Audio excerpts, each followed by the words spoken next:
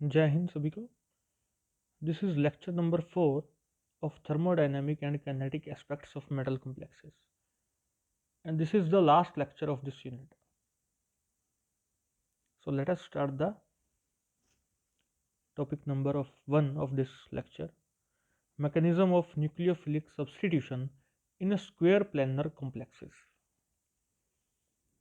कुछ रिएक्शंस हमने पिछले लेक्चर में देखे थे, तो अभी हम देखना चाह रहे हैं कि मैकेनिज्म क्या रहता है। अब देखिए, एक कॉम्प्लेक्स आपके सामने मेटल है, दो L लिगेंड है, एक X है, एक T लिगेंड है।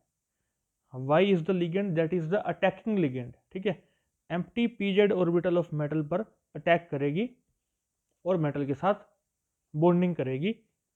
ठीक है, तो ये Y लग गया आके, यहाँ इसने अटैक कर दिया, ये Y लिगेंड लग गई आके। उसके बाद देखिए, ये पहले स्क्वायर प्लेनर था, यहाँ पर ये हो गया है स्क्वायर पिरामिडल, और फिर ये अपनी पोजीशंस को, लिगेंड की पोजीशंस को रीअरेंज करेगा and it become trigonal bi pyramidal, ये वाली। ठीक है, इसमें दोनों लिगेंड आमने सामने आ गई हैं, यहाँ ऊपर नीचे कह लीजिए, और ये एक प्लेन में 3 लिगेंड हैं। ठीक है, ये L देखो आमने सामने थी, यहाँ भी आमने सामने रहे। TX जो थे आमने सामने, यहाँ बगल में आ गए हैं, और Y ये रहा।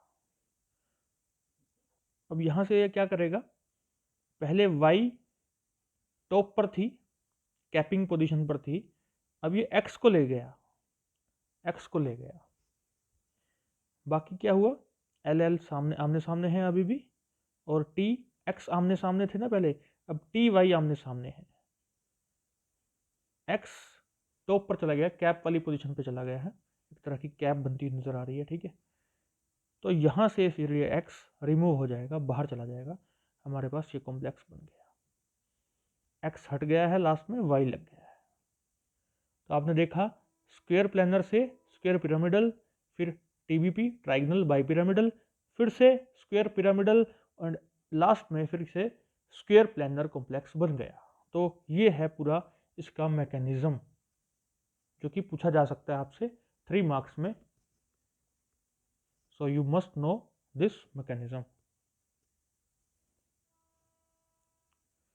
है थ्योरीज ऑफ ट्रांस इफेक्ट। देखिए, हमने ट्रांस इफेक्ट पढ़ा पिछले लेक्चर में, एग्जाम्पल करे कि इस लिगेंड का ट्रांस इफेक्ट ज़्यादा है दूसरी से।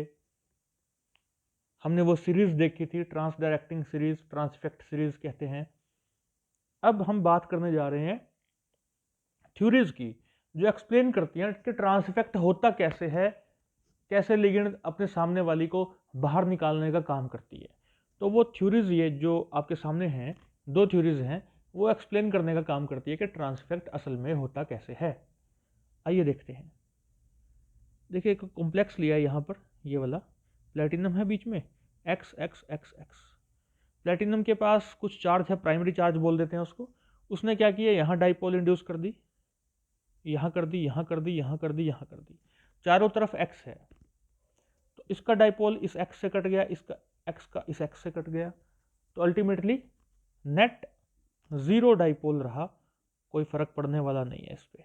ठीक है, शेप वगैरह इसकी ऐसे रहेगी, नेट 0 डाइपोल। अब देखिए, एक और कॉम्प्लेक्स बनाया है इलेक्ट्रोस्टैटिक पोलराइजेशन थ्योरी में। हमने मेनली इस कॉम्प्लेक्स को अब डिस्कस करना है। मैंने इस कॉम्प्लेक्स को डिस्कस कर लिया। तो पोलराइजेशन, यहाँ पे एक नाम आ रहा है पोलराइजेशन, तो इसका बड़ा इफेक्ट रहेगा यहाँ पर, इसे हमने समझना होगा। तो आइए शुरू करते हैं। अब देखिए, यहाँ पर एक एक्स लगा है, एक एक्स लगा है, कोई दिक्कत नहीं है।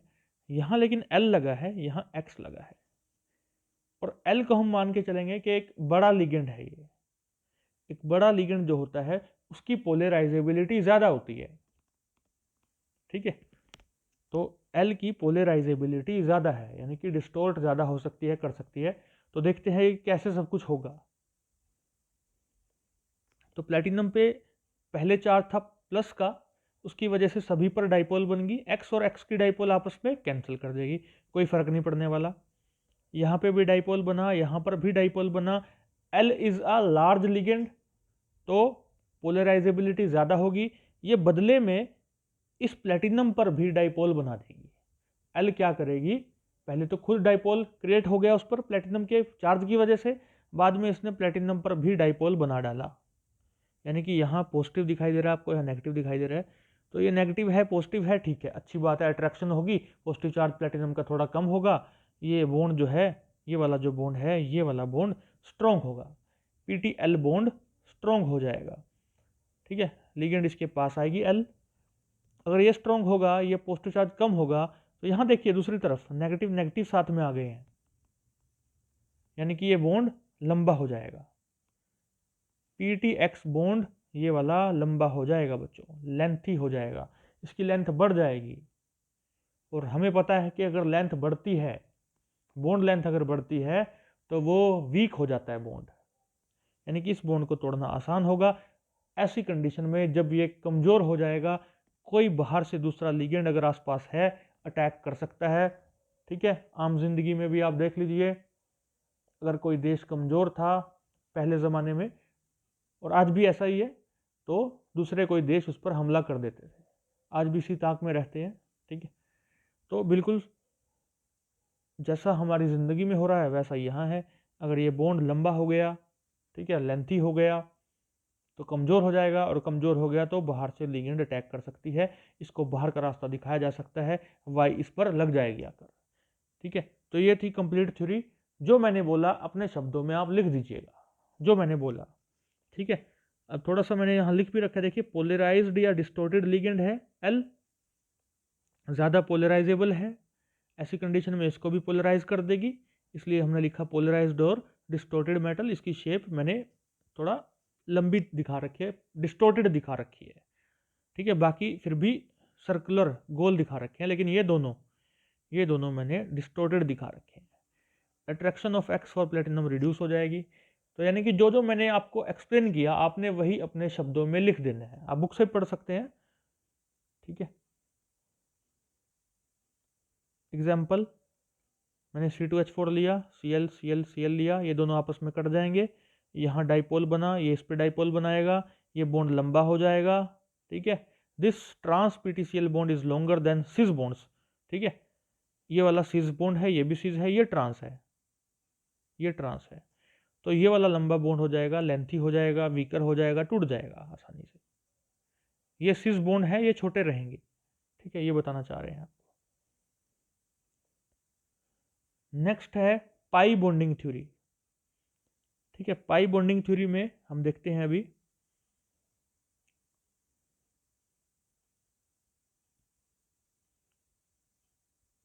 अब देखिए, अब अपने पास कॉम्प्लेक्स है प्लेटिनम का, 3 X लगे हैं, एक L लगा है। अब यहां से पढ़ना शुरू करते हैं कि PTL sigma bond forms in which ligand transfer electrons toward metal atom. ठीक है, then electron density from d orbital of metal is transferred towards p orbital of ligand, that is d pi p pi bonding occurs। देखिए, इसको मैं explain करता हूँ यहाँ पे कुछ बना के डायग्राम, कि L और PT की बात कर रहे हैं। ठीक है, L ने इलेक्ट्रॉन दिए प्लेटिनम को, सिग्मा बॉन्ड बना लिया या कोऑर्डिनेट बॉन्ड बना लिया। ठीक है, सिग्मा बॉन्ड ही होता है वो, कोऑर्डिनेट बॉन्ड भी बोल सकते हैं, कोऑर्डिनेट कोवेलेंट बॉन्ड भी बोल सकते हैं, that is a sigma bond. बदले में लिगेंड के पास मान लो एक खाली p ऑर्बिटल है, एम्प्टी p ऑर्बिटल है इसके पास, ये तो बन गया सिग्मा बॉन्ड। और PT के पास एक भरा हुआ, एक तो इलेक्ट्रॉन्स उसको लिगेंड से मिल गए, कुछ इलेक्ट्रॉन हैं उसके पास अपने, और d ऑर्बिटल है। ठीक है, d ऑर्बिटल की शेप ऐसी होती है, आप सब जानते हैं। तो d ऑर्बिटल यहाँ पे ओवरलैप कर जाएगा, यहाँ पे ऐसे ही यहाँ पर। तो इसका मतलब क्या है कि प्लेटिनम ने इलेक्ट्रॉन दे दिए, इसको दोबारा बना लेते हैं थोड़ा और अच्छा। ये रहा लिगेंड, ये रहा इसके ऊपर p ऑर्बिटल, ये रहा हमारा प्लेटिनम मेटल, d ऑर्बिटल है इसके पास, ये रहा। लिगेंड ने पहले सिग्मा बॉन्ड बनाया, इलेक्ट्रॉन दिए प्लेटिनम को, प्लेटिनम के पास जो ज़्यादा इलेक्ट्रॉन हो गए हैं, वो क्या करेगा, बैक डोनेशन। ये रहा, ये एरो मैंने इसीलिए बनाया है। ठीक है, तो ये डायग्राम आप पेपर में बना सकते हैं, पहले लिगेंड ने दिए, फिर प्लेटिनम ने दिए, यहाँ ओवरलैप हो रहा है। अब देखिए, ये d ऑर्बिटल है बच्चों, d ऑर्बिटल, और ये है p ऑर्बिटल, बॉन्ड बनने लग रहा है पाई बॉन्ड, तो हम क्या बोलेंगे, d पाई पी पाई, डी पाई पी पाई बॉन्डिंग। इस बॉन्डिंग का नाम पड़ गया डी पाई पी पाई बैक बॉन्डिंग, क्योंकि बैक डोनेशन हो रहा है। देखिए यहाँ पर बैक डोनेशन, तो डी पाई पी पाई बैक बॉन्डिंग यहाँ पर हो रही है। ये पहले लिगेंड ने दिया, फिर प्लेटिनम ने दिया, तो बाद में प्लेटिनम दे रहा है, बैक डोनेशन हो रहा है, इसलिए बैक बॉन्डिंग इसका नाम पड़ गया। अब इसको पढ़ के देखिएगा, platinum L sigma bond forms in which ligand transfer electrons toward metal atom, then electron density from d orbital of metal is transferred towards p orbital of ligand, that is d pi p pi bonding occurs. As electron density increases towards L, platinum X bond becomes weak. It facilitates the bonding of Y ligand with metal and removal of ligand X. देखिए इसको बताता हूँ। इसका मतलब है कि पहले क्या है, लिगेंड ने इलेक्ट्रॉन दिए, अभी बताया आपको, फिर प्लेटिनम ने बैक देना शुरू कर दिया। ठीक है, यहाँ दोबारा बना देता हूँ, प्लेटिनम को दिए, प्लेटिनम ने दोबारा देना शुरू कर दिया, तो एक बॉन्ड ये बन गया था, कुछ ये पाई बॉन्ड बनने लग गया। ठीक है, ध्यान से देखेगा, ये पाई बॉन्ड भी बनने लग गया, एक ये बन गया था सिग्मा बॉन्ड। तो अच्छी खासी बॉन्डिंग होने लग गई है प्लेटिनम और एल के बीच में। ठीक है, ये थ्योरी क्या बोल रही है कि इस बैक डोनेशन से अच्छी बढ़िया बॉन्डिंग हो गई है एल और पीटी के बीच। अभी हमने देखा था थोड़ी देर पहले कि अगर ऐसा होता है कि ये बॉन्ड स्ट्रॉन्ग हो रहा है तो सामने वाला कमजोर होना शुरू हो जाएगा। ठीक है, उसका रीजन पिछली थ्योरी में देख भी लिया हमने डाइपोल के माध्यम से। तो ये स्ट्रॉन्ग हो गया, ये वीक हो गया, जिस पे क्रॉस लगा रहा हूं ये वीक हो गया, तो ऐसी कंडीशन में क्या होगा, ये बॉन्ड टूट सकता है, कोई अटैकिंग लिगेंड एकदम से अटैक कर देगी अगर ये कमजोर हो गया, और एक्स को बाहर का रास्ता दिखा देगी। So this is the pi bonding theory, जिसमें पाई बॉन्ड की बात की गई है। जो डायग्राम मैंने अभी बनाया था वो भी आप बनाएं। एग्जाम्पल, एक हमारे पास कॉम्प्लेक्स है, y is the attacking ligand, pz orbital में लग गई आके, फिर ट्राइगोनल बाइपिरामिडल में, बिल्कुल सेम टू सेम वही एग्जाम्पल है जो मैकेनिज्म हमने शुरुआत में देखा था। एल यहाँ पर आ गए, ठीक है, एक्स एक्स ट्रांस थे, अभी यहाँ ले आए हैं हम उसको, और जो y है यहाँ पर है। उसके बाद आप देखेंगे कि इस एक x को ये स्क्वायर पिरामिडल की शेप में ऊपर कैपिंग पोजीशन पे ले आया, उसके बाद स्क्वायर पिरामिडल से ये x बाहर निकल जाएगा और हमारे पास स्क्वायर प्लेनर कॉम्प्लेक्स बन जाएगा, जिसमें एल एल ट्रांस हैं और वाई एक्स ट्रांस है। बिल्कुल वही मैकेनिज्म है, एग्जाम्पल के तौर पे उसी को लिया गया है। ठीक है, तो आई होप ये आराम से आपको समझ में आ गया होगा। Save birds, save animals. Thank you very much. जय हिंद।